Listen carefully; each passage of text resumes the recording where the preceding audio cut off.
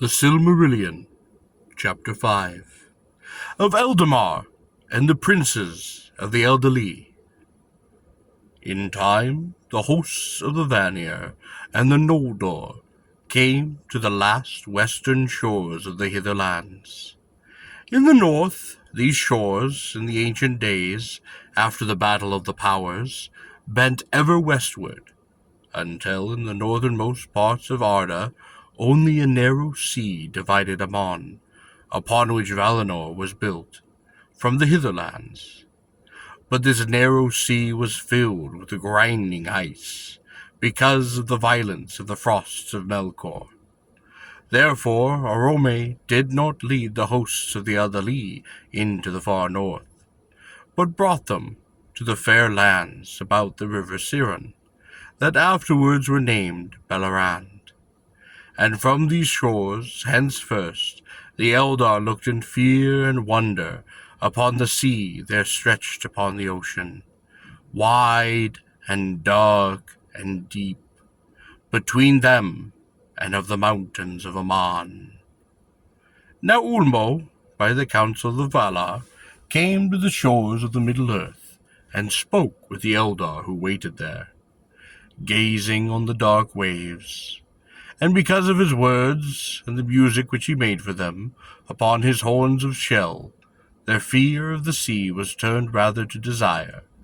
Therefore Ulmo uprooted on an island, which long had stood alone amid the sea, far from either shore, since the tumults of the fall of Eluin, and with the aid of his servants he moved it, as it were a mighty ship, and anchored it in the bay of Balar, into which Sirion poured his water.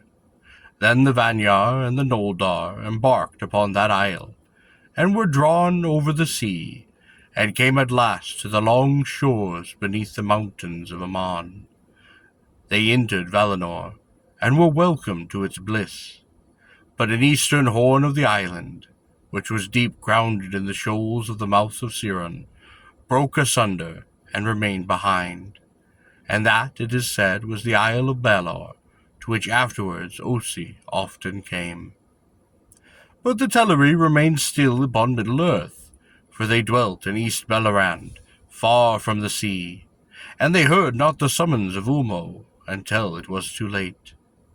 Many searched still for Elwë their lord, and without him they were unwilling to depart. But when they learned that Ingwe and Finwë and their other peoples were gone, then many of the Teleri pressed on to the shores of Bellerand, and dwelt thereafter near the mouths of Siren, in longing for their friends that had departed. And they took Olwë, Ulwë's brother, to be their king. Long they remained by the coasts of the western sea, and Ose and Unen came to them, and befriended them, and Use did instruct them, sitting upon a rock near to the margin of the land. And of him they learned all manner of sea lore and sea music. Thus it came to be that the Teleri, who were from the beginning lovers of water, and the fairest singers of the elves, were after all enamoured of the sea, and their songs were filled with the sound of waves upon the shore. Many years passed. Ulmo hearkened to the prayers of the Noldor, and of Finwë their king, who grieved at their long sundering from the Teleri, and besought him to bring them also to Aman, if they would come. Most of them proved now willing indeed, but great was the grief of Ose when Ulmo returned to the coasts of Bellerand, to bear them away to Valinor, for his care was for the seas of Middle-earth and the shores of the Hitherlands, and he was ill pleased that the voices of the Teleri should be heard no more within his domain. Some he did persuade to remain. These were the Faltharim, the elves of the Falas, who in after days dwelled in the havens of Rithmabor and Elgerist, the first mariners upon Middle-earth, the first makers of ships, Sidran the shipwright, their lord. The kinsfolk and friends of Ilwe Singolo also remained in the Hitherlands, seeking him yet, though they would fain have departed to Valamor and the light of the trees, if Ulmo and Olwë had been willing to tarry but longer. But Olwë would be gone, and at last the main host of the Teleri embarked upon the isle, and Ulmo drew them far away. Then the friends of Ulwe were left behind, and they called themselves Eglath, the Forsaken. They dwelt in the woods and hills of Bellerand, rather than by the sea, which had filled them with sorrow. But the desire of Amon was ever strong in their hearts. But when Ulwe woke from his long trance, he came forth from Non Elmoth with Melen, and they dwelt together in the woods in the midst of the land. Greatly though he had desired to see again the light of the trees, in the face of Milan he beheld the light of Amon, as in an unclouded mirror, and in that light he was content. His people gathered about him in joy, and they were amazed, for fair and noble as he had been, now he appeared as it were lord of the Maiar. His hair was grey-silver, tallest of all the children of Iluvatar, and a high doom was before him.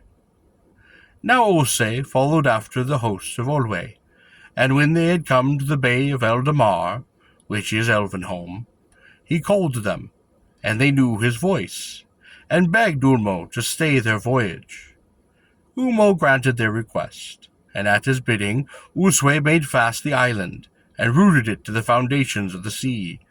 Ulmo did this the more readily, for he understood the heart of the Teleri, and in the council of the Valar he had spoken against the summons, thinking that it would better for the Quendi to remain upon Middle-earth. The Valar were little pleased to learn what he had done, and Finwë grieved when the Teleri came not, and yet more when he learned that Ulwe was forsaken, and knew that he should not see him again, unless it were upon the halls of Mandos. But the island was not moved again, and it stood there alone in the bay of Eldamar, and it was called Tol Essay, the Lonely Isle. There the Teleri abode, as they wished upon the stars of heaven, and yet within sight of Amon and the deathless shore. And by the long sojourn, apart in the lonely island, was caused the sundering of the speech from that of the Vanyar and the Noldor. To these the Valar had given a land and a dwelling place, even among the radiant flowers of the tree-lit guardians of Valinor. They longed still at times to see the stars. Therefore a gap was made in the great walls of the Pelori, and there in the deep valley that ran down to the sea, the Eldar raised a high green hill. Tunya it was called. From the west the light of the trees fell upon it, and its shadow lay ever westward, and to the east it looked towards the bay of Elvenholm, and the lonely isle, and the shadowy sea. Then through the Calcara, the pass of light, the radiance of the blessed realms streamed forth, kindling the dark waves to silver and to gold. And it touched the lonely isle, and its western shore did grow green, and did grow fair. There bloomed the first flowers that ever were east of the mountains of Amon. Upon the crown of Tuna the city of the elves was built, the white walls and terraces of Turon, and the highest of the towers of that city was the Tower of Ingwe, Minden Eldalië, whose silver lamp shone far into the mists of the sea. Few are the ships of mortal men that have ever seen its slender beam.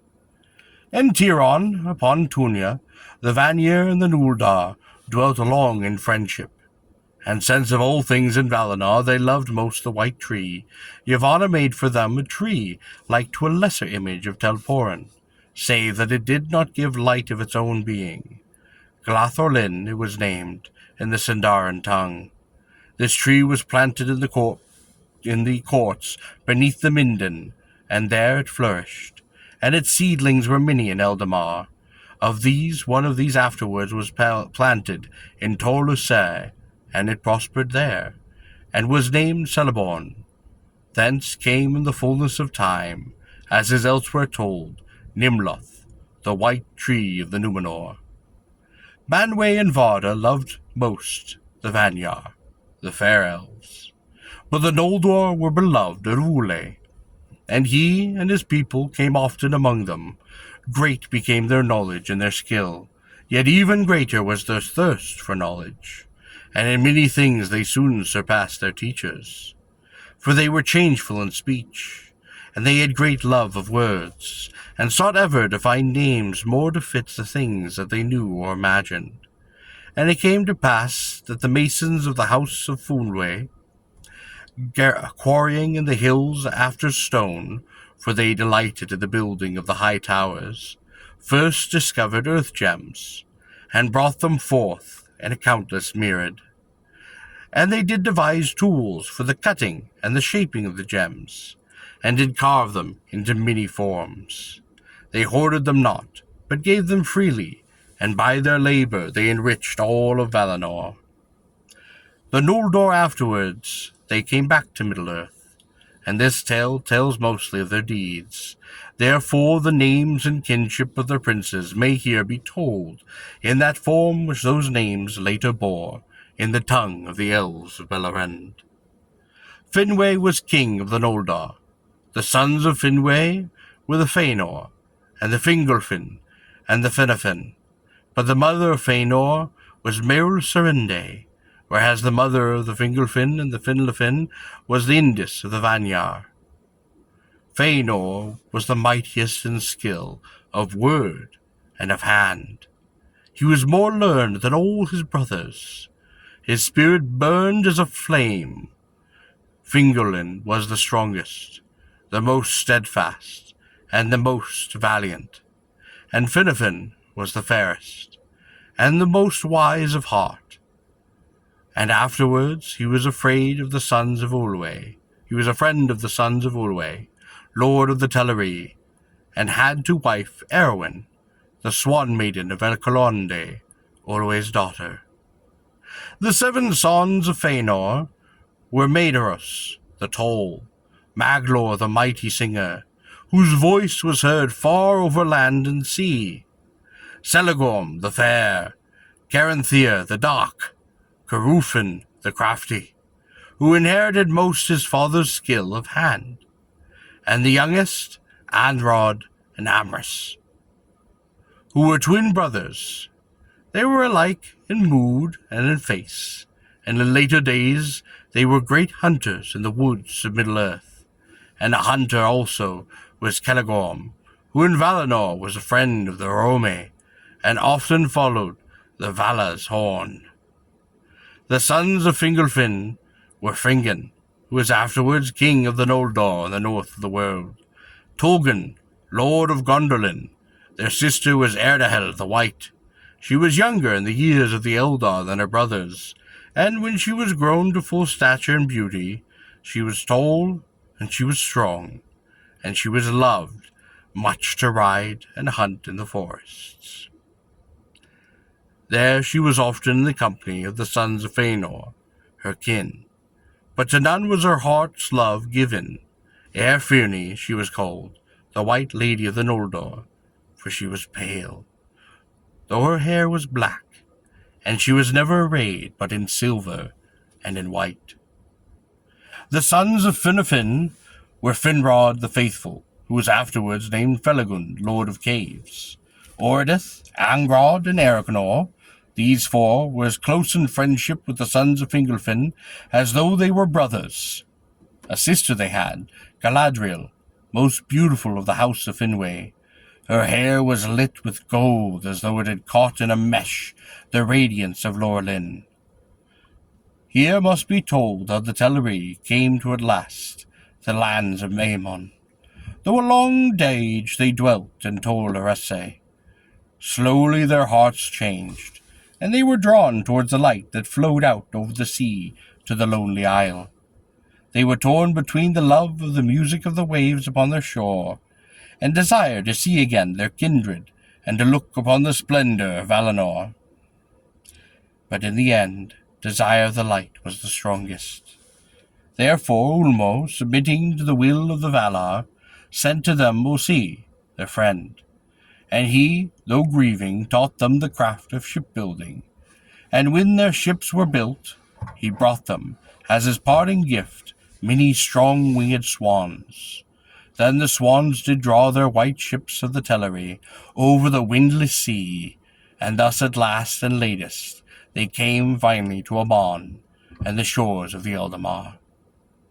There they dwelt, and they wished they could see the light of the trees, and could tread the golden hills, but most of all, they sailed in their swift ships on the waters of the bay of Elvenholm. They walked in the waves upon the shore, with their hair gleaming in the light beyond the hill. Many jewels the Noldor did give them, opals and diamonds and pale crystals, which they strewed upon their shores and scattered in their pools. Marvelous were the beaches of Elendil in those days, and many pearls they won for themselves from the sea. And their halls were of pearl, and of pearl were the mansions of Olwë Alaconde, the haven of the swans. It was lit with many lamps, for that was their city, and the haven of their ships, and those were made in the likeness of men, in the likeness of swans, with beaks of gold, eyes of gold, and jet. The gate of that harbour was an arch of living rock, sea-carved, and it lay upon the confines of Eldamar, north of the Calasiri, where the light of the stars are both bright and clear. As the age passed, the Vanir grew to love the land of the Valar, and the full light of the trees, and they forsake the city of Tiryn upon Tuna, and dwelt thereof upon the mountain of Manwë, or about the plains and woods of Valinor, and became sundered from the Noldor. But the memory of Middle-earth under the stars remained in the hearts of the Noldor, and they abode in the Calcaris, and in the hills and valleys which surround the western sea. And though many of them went afar about the land of the Valar, making their journeys in search of secrets of land and water and living things, yet the people of the Tuna and of Alaquande drew together in those days. Finwë was king in Tiryn, and Olwë in Alcalonde, but Ingwë was ever held the high king of all the elves. He abode thereafter at the feet of Manwë upon Tanquintel. Fëanor and his sons abode seldom in one place for long, but travelled far and wide upon the confines of Valinor, going even to the borders of the dark and the cold shores of the outer sea, seeking that unknown.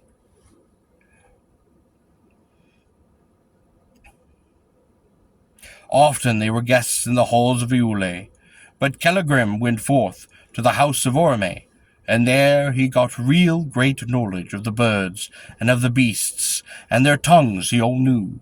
For all living things that are or have been in the kingdom of Arda, save only those fell and evil creatures of Melkor, lived then in the land of Amon.